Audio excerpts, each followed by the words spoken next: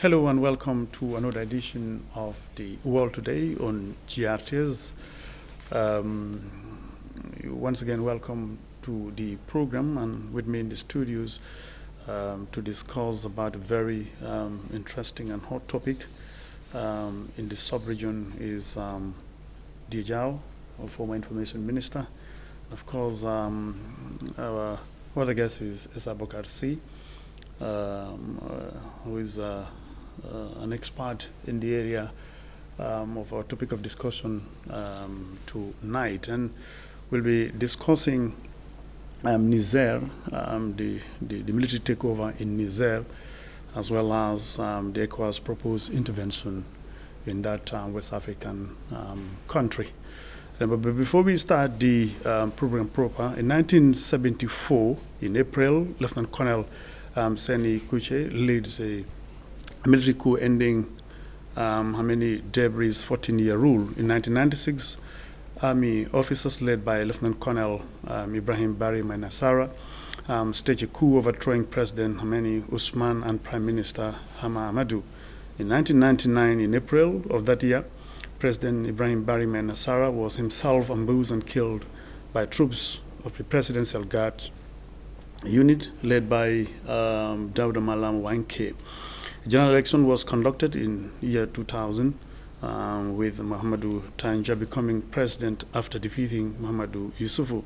In 2010, a group of military officers calling themselves the Supreme Council of Restoration of Democracy, led by General Salu Jigbo, staged a coup and captured President Tanja and his ministers after a gun battle. Analysts believe that coup was largely triggered by Mr. Tanja's move to dissolve parliament in 2009 and extend his own mandate following a referendum beyond a second term. In 2023, that was on Wednesday, 26th of July, members of the Presidential Guard led by General Omar Tijani cut off the presidential palace in Niamey and detained President Bazoum inside, sparking regional and international concern about instability. Well, once again, gentlemen, welcome to the program. And we will be focusing on these areas because Niger is prone to coups from 1974 up to the year 2023. Yes. And there is numerous changes of government as well. And now, this the history of this West and Central African state, political and economic stability, social history.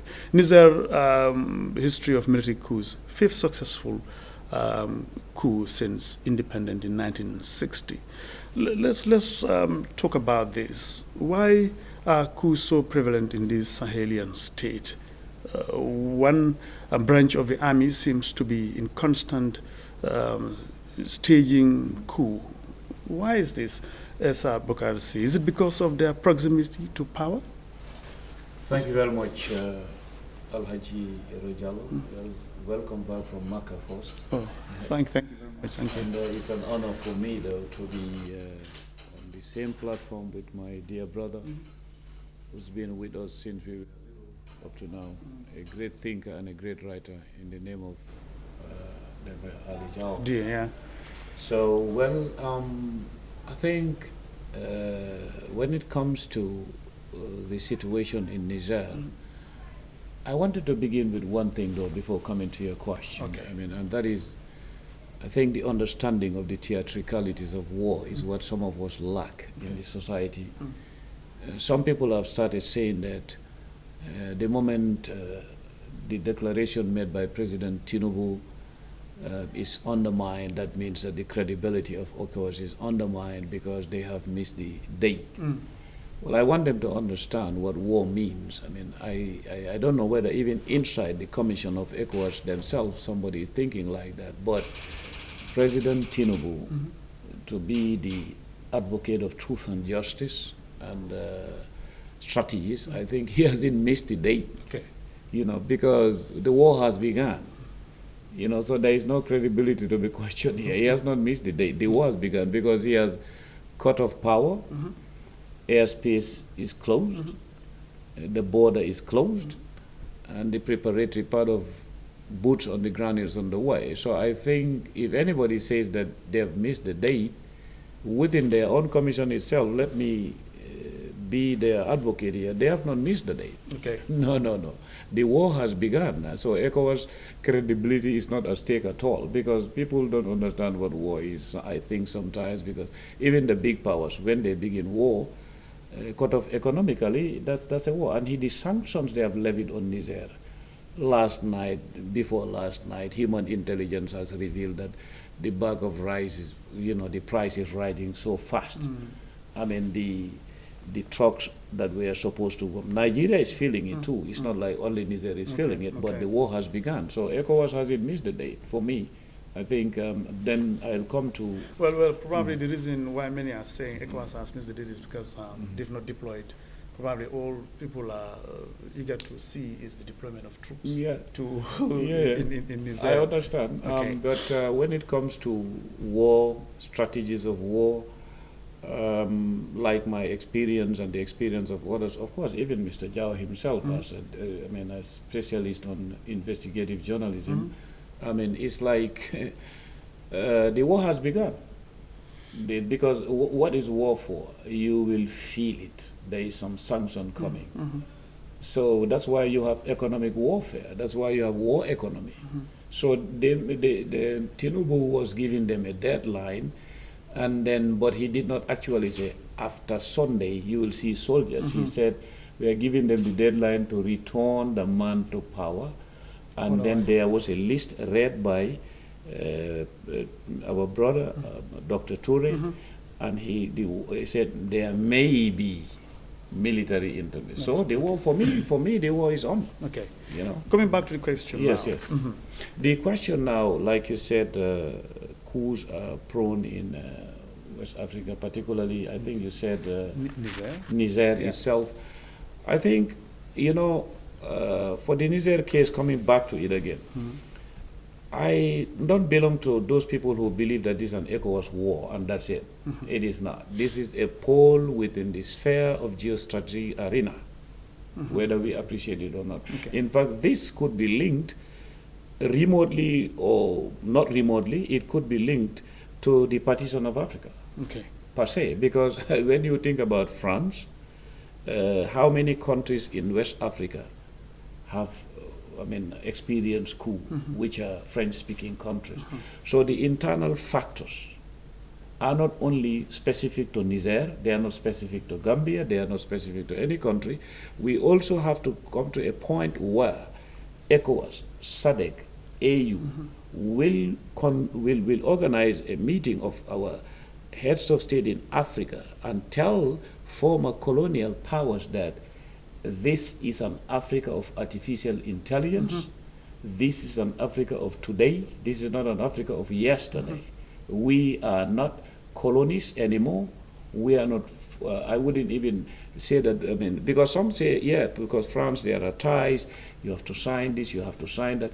All those things, even though you don't take rash decisions also to say, okay, finish, I have cut off relationship, we'll come back to that. I think the junta made a serious mistake of coming out and be quote-unquote populist. There is a difference between being a true revolutionary to save your people and to be a populist.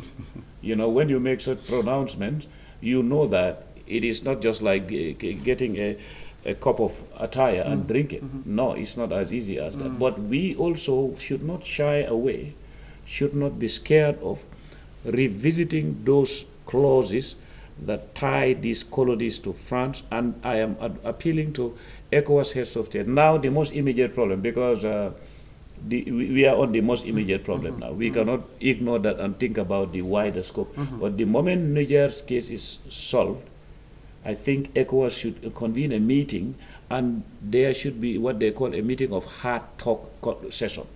They have to tell these former colonies that it cannot continue like this. But is our leadership, or the leaders of this original group ready for that hard talk conversation, as you stated? Exactly. That's why I said it could be linked to the partition of Africa. Yes, some are ready.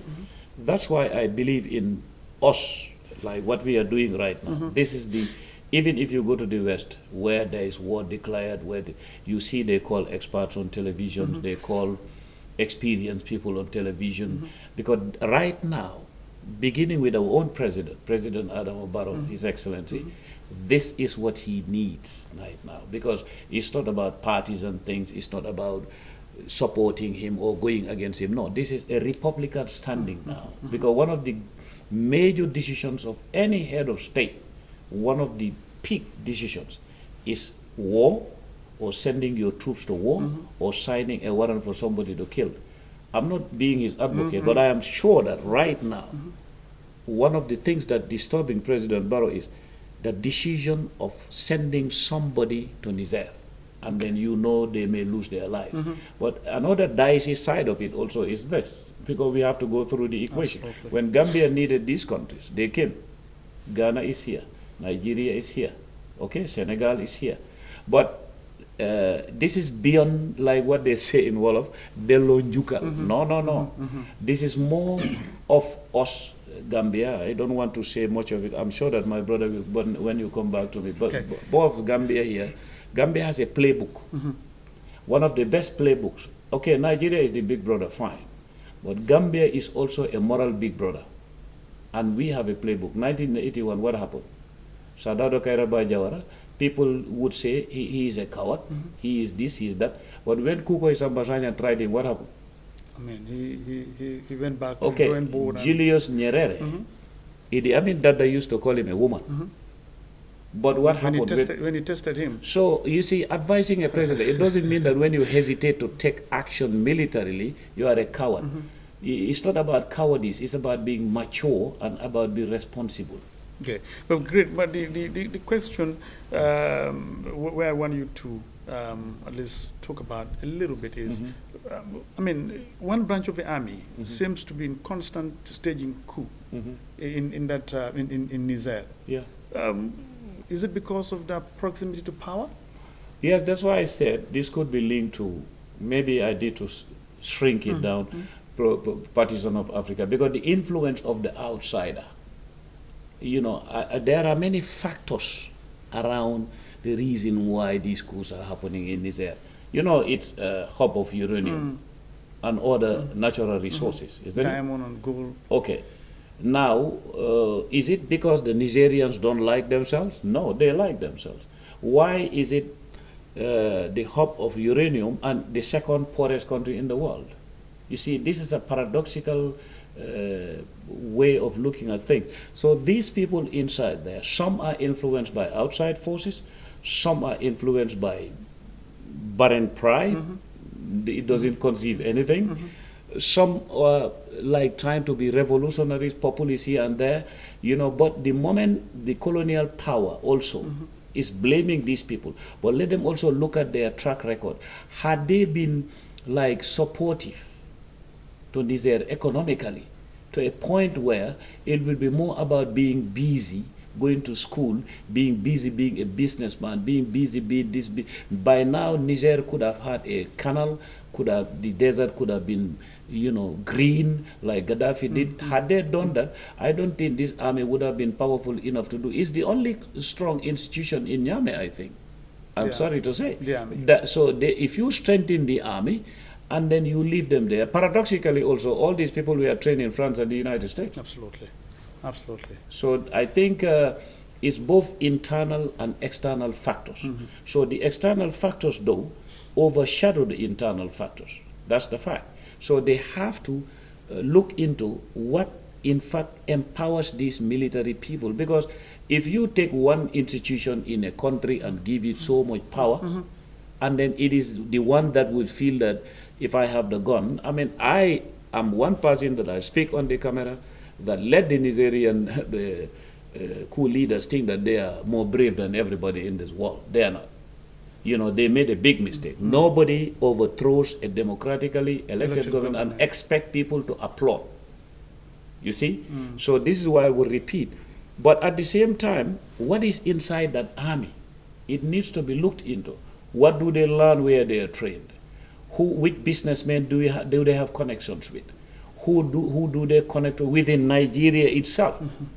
who is their connection within the sub-region, and all this stuff. And then the danger is if they look around and say that, okay, if we overthrow, but still the Salafis, the Wahhabis, the rebel, I mean the Al-Qaedas would be happy with us if we declare defiant speeches against America. That's another danger too. Yeah. Because this is the reason why I'm not keen in supporting military action to be on the first poker card. Of course, it cannot be taken off the table too, because the moment you talk to people, you try to be diplomatic, they still don't want to listen, and then you are not just going to sit and watch them do whatever they want to do. But my question is, where it is about a long duration war and a short duration war, like that's my concern, because ECOWAS alone, you know, when you tell yourself the fact, it's better than you tell other people the fact and spare yourself. ECOWAS alone, if this becomes a long duration war, they cannot handle it. It will be economically heavy. Who is the most powerful economy in this thing? Is Nigeria. Nigeria. Okay? So my appeal is let diplomacy be strengthened. And I will still say Gambia has sons and daughters that have done something during the impasse. Look, in 1997, didn't we have an attack at Farafenni? We did. Did Gambians take arms? No. They did not. No. We have seen the Nigerians now. They are saying that they are standing along the border to stop the economic from entering. Did Gambians do that? No, we didn't. Okay. What mandated ECOWAS to come into Gambia? It's not about us or anybody else speaking online only, but the first mandate is you vote and then somebody won. And the person who was won said he is not going. If had there been not election, would ECOWAS enter here? No. So this is the justification of ECOWAS now trying to enter into Niger. It's almost the same situation. This man has been there just barely about 2 years. Okay. However much you are in a hurry, at least give chance for him to rule. But like I said, the internal factors, what is in the Nigerian army, the institution may be the strongest among the government. They may see themselves as if you don't do what we want, we are going to. Can you imagine some people are saying that the president and these people were having a push and pull? I mean, look at big countries like America. Is there any general who is more powerful than the American general? Absolutely not. But they receive orders from Barack Obama. They receive orders from George Walker Bush. They receive orders from even Donald Trump, of all people. But they never refuse. Absolutely. You know? So we have to respect the structure of governance and the structure of democracy. We will come back to you. Of course, we have more to discuss about this on this topic. DA, what are factors? What are the other factors that are responsible for coup d'etats? Okay, thank you, Yara. I think let me start with what Esa Bokar said at the beginning, that actually war is a process. So, I mean, the war has already started in Niger. Yeah. Absolutely, there is no doubt. It's not a question of, I mean, sending the troops there. That is, because even the economic sanctions, it's a declaration of war against Niger. So, I mean, it's definitely, the process is on. And let us hope and pray that we will never reach that time when the troops will be sent to Niger to fight. I mean, that should be the very last. Because Niger is a landlocked country, and with well-coordinated economic sanctions, definitely I cannot see how they can remain, I mean, standing for a long time. Because, I mean, if they close all the borders, I mean, cut off electricity. Because, I mean, Niger depends on, I mean, ports from other countries as well to get in goods in, and to also export anything. So if all the borders are closed, well, I mean, let's assume that Mali and Burkina Faso are not going to close their borders. They've already said so. I mean, those two countries are not as strong as we expect them. So they are already involved in a very serious, I mean, internal conflict themselves. So I cannot see how they can be of any help to Niger. And on the question of the factors responsible for coups in Niger and the sub-region, I think, I mean, Esa has already alluded to that fact. I mean, that there are geopolitical issues involved as well. I mean, and France, the way France has been handling its former territories, former colonies, also is not helping the situation, because, you know, they had these very stringent agreements that it signed with its former colonies, and virtually controlling their economic activities and all that. And the younger generation of people in those countries are no longer accepting that. Definitely, for them, it's no longer acceptable. So I think France should have seen this and then try to change the situation. To negotiate with these people and then change the situation. But it appears that because they are, maybe economically benefiting from the situation, they are not interested in changing the situation. But honestly, it is no longer acceptable to most of the people within that. That's why, we've seen that all these coups and more prevalent in the francophone countries. So it is a situation. Niger is one place that definitely coups have been quite prevalent. But the Sahel, the Sahel region is a very, unstable place. We've seen Mali, we've seen Burkina Faso, we've seen what's happening in even the other countries in northern Nigeria and countries within the sub-region, particularly within the Sahel area. I think it's important that our leaders also sit down and find out why are coups so prevalent within the sub-region. Definitely, there are important factors that they should be able to address. Is it that because some of the leaders have been, staying too long, changing the constitution to suit themselves and then remain in power? That could be one factor. The other factors probably also the governance, system within some of our countries also. People are not quite happy with the way probably governance is being carried out in some of the countries as well. So there are a lot of factors, and I think our leaders definitely need to sit down. After probably the Niger issue has been resolved, they should definitely sit down and, as I said, let them tell truth to each other, and as well as tell truth to France and other countries. In Europe and the Americas. It cannot be business as usual anymore. It definitely cannot be business as usual. We are thinking of. We are seeing a different caliber of Africans now. Not those people who used to accept that what happened in the past is has happened and they can accept it as it is. Honestly, right now we have a different category of Africans who are not ready to accept some of these things. So I think they should definitely revisit some of the agreements that France has signed with its former colonies. Mr. C, let's look at the latest coup holistically. What led to the ousting of President Bazoum? Sorry? What led to the ousting of the president of Niger? I think one cannot answer that specifically. You have to, it will be ranging from the general to the specific, because Bazoum, for me, I really wouldn't see any tangible reason why somebody should overthrow a president who is just sitting there for less than 2 years or something like that. And by nature, I've heard about Bazoum. Sometimes you hear about people when something happens in their country, you become more interested. I think he was a school teacher, according to what I know. According to what people have said, he's a very humble, simple man.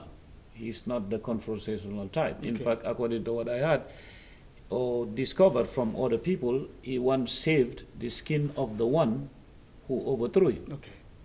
So you see, going by that line, I cannot see, definitely as a human being, as a professional, even if I was in the military myself, you put his name before me, his legacy, his duration of being in power. I would have advised that, okay, sir, why not you wait? Because definitely you are not going to get a favorable outcry if you strike on somebody like Bazoum. So I think I don't see any reason, to be honest with you, Alajiro, why somebody should overthrow a mind like that. Some people will justify and say, okay, because when he was there, the security was compromised. I hear those things, but I want to elaborate more on that. I've been saying this over and over. West Africa is a volatile region, West Africa, the West has created what they call terrorist sleeper cell. I, as a person, was speaking to somebody, I told him that I think I'll come up with another one, and that is called mercenary sleeper cell. Okay, that is within West Africa. And in fact, the whole world now, we know about armies in the West that are mercenaries, isn't it? So, if we have mercenary sleeper cell and terrorist sleeper cell together, it is not the duty of one government to curb that, the illicit flow of small arms. Okay?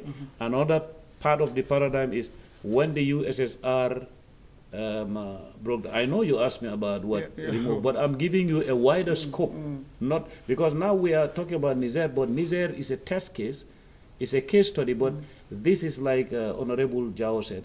This is, and you yourself said, this is about West Africa now. This is anything about Bozoum affects all other presidents. Anything about, so now let's look at when USSR broke into pieces. Okay? There is one thing that some people don't know, some experts in Europe know, maybe they would not talk about it. This came, the ripple effect came because the arms they had stored in countries like Hungary, Bosnia, Romania, and other places. Those are what they call the depressed arms. Because you know why? They are not up to standard for you to have the capability of being admitted on NATO. You have to have latest military hardware for you to be a member of NATO. So those depressed ones, people don't study that, and it's happening. You know, those depressed ones is why you had the gun runners, like the ones cited by the intelligence outside Ibrahim Ba, and then time we had these Antonov planes around, Gambia's name was being mentioned everywhere. Those guns that the gun runners were running around with in West Africa are petals of the tree of those, you know, those depressed arms. So all these things are combined factors. So if those things are in the hands of jihadists, in the hands of mercenary sleeper cells, in fact, I'm more scared of, in the word quote unquote, when I say scared here, it's like I don't want anything to affect my family, my country. I'm more worried then, I would use that word, about those guns falling into the hands of mercenaries than the jihadists. You know, it's like between two evils, like the Chinese philosophy says, choose the lesser one, isn't it? Mao said this. He said, politics is war without bloodshed. Mao Zedong. That's politics. He said politics is war without bloodshed. He said military action is politics with bloodshed. Okay. So it's all, whether it's the soldier on the ground or not on the ground, is still politics. So we need to also study.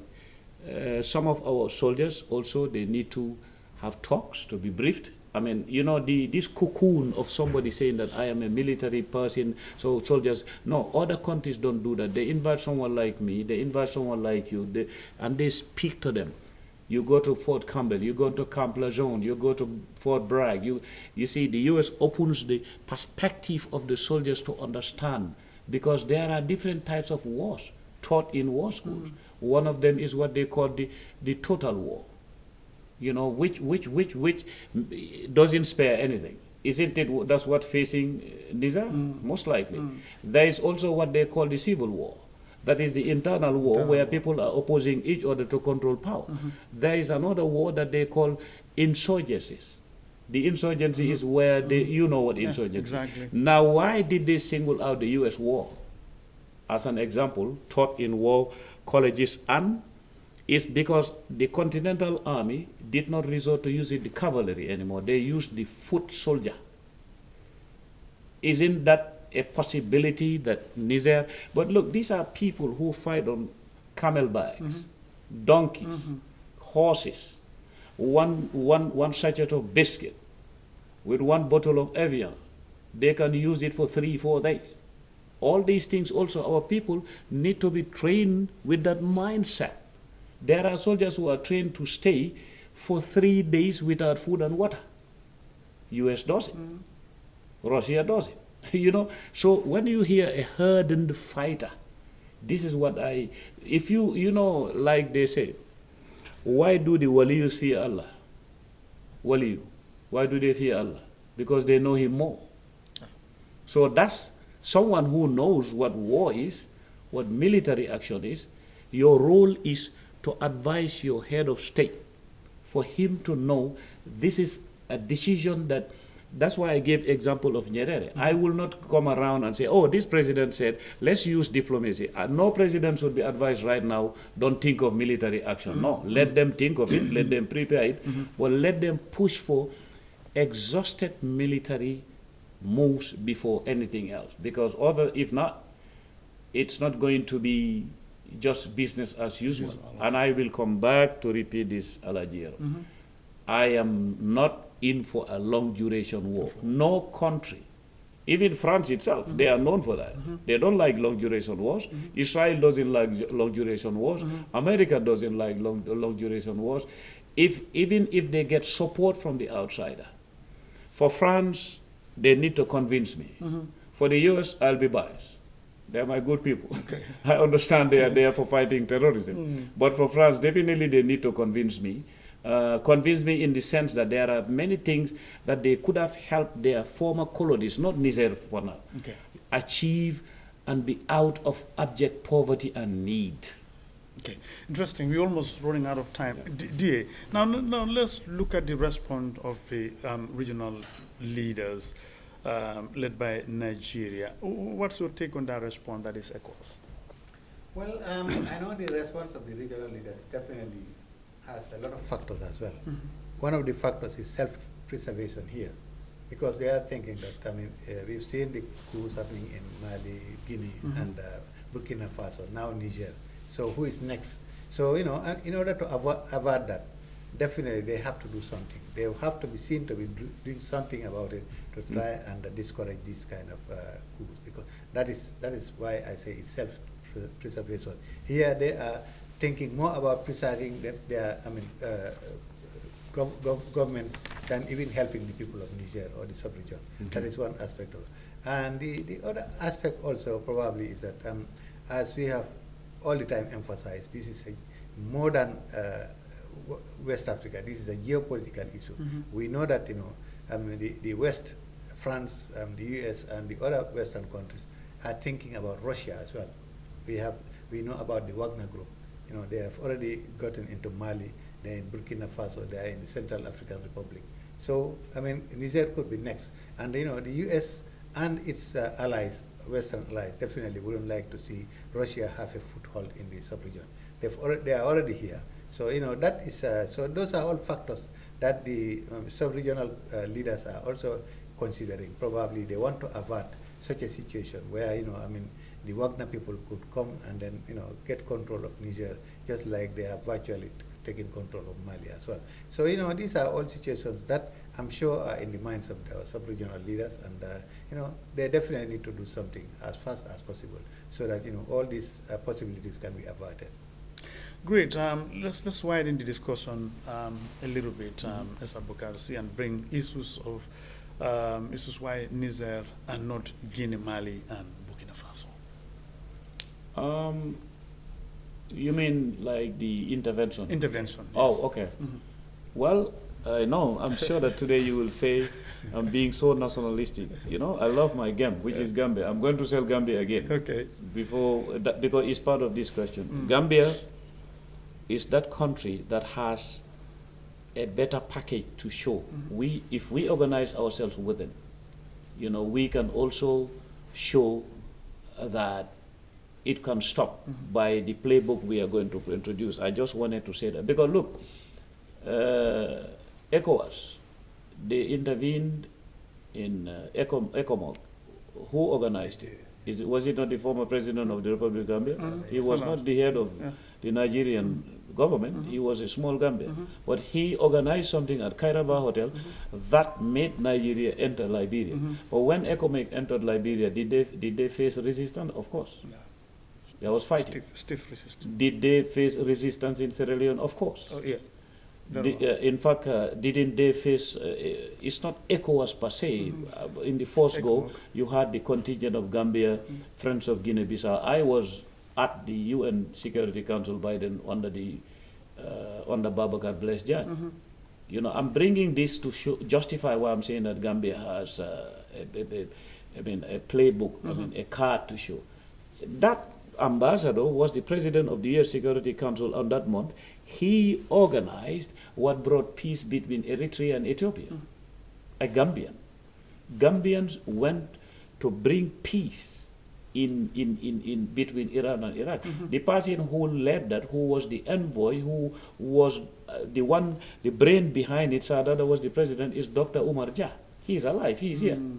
You see, so now let's go to the other perspective of the question. I wanted to say this because, you see, we have to understand that we have a very powerful country within this short time, 2016, who were here. You were here. You were here. Yes, Was here. Yes, we were Okay. around. Khalifa Abubakar Sallah.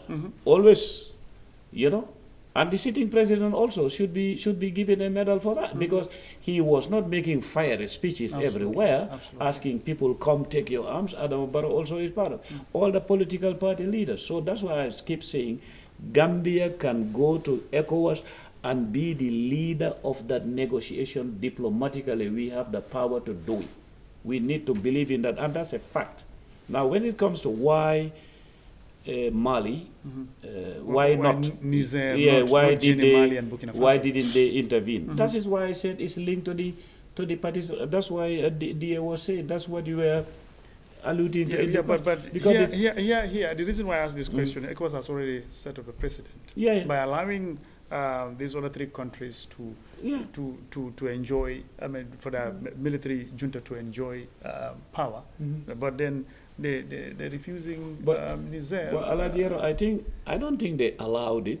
I think they might have missed, I wouldn't say failed, the essence of anticipatory intelligence, because there were some people who said, had they seen essence of anticipatory intelligence, then the war in Libya would not have taken place. Some people are saying that in the West. Absolutely. So here, ECOWAS, I don't think they allowed it. And then the other thing is, I was saying it on one platform, our elder, I would call him an elder, in African context, Tinubu is a father and uncle. Okay, 2 weeks before, Tinubu generally came out excited, saying that the end of coups, or the statement is that I cannot paraphrase everything he said. Then 2 weeks down the line, it's just like when Fulani old man said, what I got to make mango, and then nobody teaches mango, and one of your sons will just drop 2 mangoes and stand. I mean, what do you expect the father to do? I understand the mindset of Tinubu because it is shocking and it is shameful because for him, I'm sure, I'm not Tinubu, I don't live with him, but as a person, as an African, as an elder, I think when he was speaking not with control, he was speaking with pride. Like, I am the father, I'm the uncle, I'm talking to you people that no more coups. You see, this is the way I saw it. Yeah. And you can imagine the state of his mind at that time, instantly somebody just overthrows. Yeah, and then here, I think this particular question why Niger? Yes. I think it's a question of a strategy, changing strategy, because you know the situation cannot be allowed to go on and on and on. You know, we've had these coups in Mali, in Guinea, and then ECOWAS needs to change strategies in order to arrest this situation, because the situation has been going on. Despite all the efforts they have done in Mali, in Guinea, and Burkina Faso, there is still this coup here. So, I mean, probably they thought that this time they need to be more, firm, to be much firmer, and also to change the strategy. I think that's the reason why, this treatment of the different scenarios are, different, are not the same. Well, finally, so ECOWAS decided to send troops for intervention in Niger. Should the Gambia participate in that operation? Finally. Well, are you asking me or him? Yes, any of you can take it up. Okay, and then, let me say, as far as I'm concerned, when we say ECOWAS, we mean all the 15 member countries of ECOWAS. So, it doesn't necessarily mean that every country has to send its troops. Like when they were sending ECOMIC to the Gambia, not all ECOWAS, not all the 15 countries sent. Just as, it doesn't necessarily have to be all. But of course, Gambia is part and parcel of ECOWAS. So if ECOWAS agrees on something, and Gambia has the means and the ability to participate, why not? They can contribute troops to it. But as I said, that should be the very last resort. Okay, that should be the last resort. It should be, Well, I'll speak from a military perspective. Okay. You know, there is a person called the President of the Republic of Gambia, Adama Barrow, and Mm-hmm. he's the Commander-in-Chief of His the Excellency. armed forces. Mhm. So when you're a soldier and the Commander-in-Chief decides something, you don't tell him, I'm not going to do it. No, it's an order. So, but that's why this program is important. We are helping advise him. Let nobody fold your hand. Any citizen advise him as to when he reaches that stage. Because like Honorable Jawa said, Ghana is here, isn't it? Yeah. Nigeria came. Mhm. Senegal is as here. well. Togo, Yeah. Togo also. Huh? Togo came. Well, when we needed them, they came. Absolutely. Okay, now it will be funny for Gambia also to say, okay, you needed us, come and die for us. They came. But when it is time to die for you, oh, sorry, we can't do that. We are still healing though. We can still healing because our case, as I said, is peculiar. Even where we were to advance the stage, picking people for things like this, it doesn't mean that you can have 2,000 men go. No. Even if Gambia was to send one man, Is the Gambia we are represent- participating. Yeah. So, but it is a dicey. That's why I said, I feel it for him. I feel it for any head of state. It's very difficult, you know, when you are not on the position. And I have gone through. I'm not a president. I have gone through two things, where it is about standby and attack. I, as a little boy, as a soldier boy, was in the military barracks in Bakau. There was a time that there will be a second Kukoi. I was in Bakau. I remember 3 days we were on standby. Like the French, they form a faisceau, take the guns, and I was like, I wanted to go to Nemakungu to see my mom to drink. Every time we go and Minjara Kedda, but I could not. It's the hardest thing you can live through. When this confederation was ending, 1989, 89. I was a little boy. We did all this before we were 22 years, when I joined the army and all this stuff. I was in Senegal, École Gendarmerie, their specialist school. In fact, one of them who is at the State House knows because he went to that school. So we were there. I was there when we were put on standby when the tension rose between Senegal and Mauritania. I might have been sent to the border between Jama and Place. You might not have even known me because these Mauritanians would have butchered me to pieces. So I know what it means to, and the president of Senegal, when he announced to freeze the confederation, I was there when it was announced. So you see, these are very, very difficult decisions. But who is sit here and tell the president, oh, okay, if they tell you to send men on the uniform, tell them I cannot do it. He cannot say that. You cannot say that. No. Much more the situation of the Gambia. Exactly. Going back just a few years ago in 2016, Exactly. when we needed them, Exactly. they came. Exactly. Now, this should be give and take thing. Let us pray that they won't need us for that. Let them need us for diplomacy. Diplomacy. And that we can offer. Interesting. Well, gentlemen, thank you very much. Thank you so much for your time. This is The World Today. If you want to be part of it, so follow us online at www.grts.gm on Facebook, Twitter, and Instagram, and of course, YouTube and LinkedIn. My guests were D.A. Jao, former Information Minister, and S. Abokar C, an expert on the topic of discussion. We will definitely this will not be the end of your coming to take part in this program. Thank you, as DA is DA knows. Anyway, from me, Yara Jallo, bye for now.